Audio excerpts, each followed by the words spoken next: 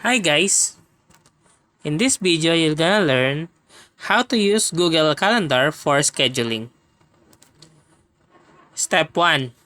Create an event. Open Google Calendar and then enter the title and other details of the event, such as the location and any additional notes, number of employees and business name, then region. Enter your contact info and then schedule an event. To schedule an event, open your Google Calendar and then click on the desired date and time slot.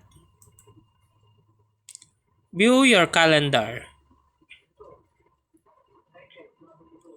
And last step, edit or delete an event.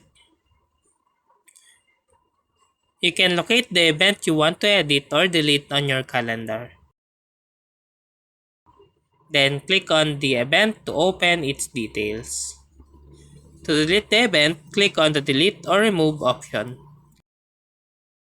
And that's how to use Google Calendar for scheduling. If you like this video, please click the subscribe button and click the bell icon to notify you to our next tutorial. Thanks for watching!